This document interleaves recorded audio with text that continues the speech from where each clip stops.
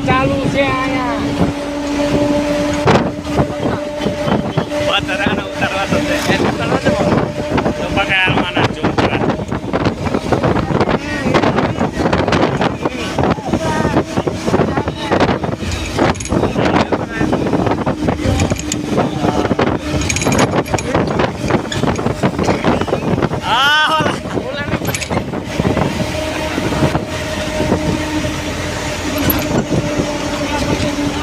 તો પાછો એક કઈ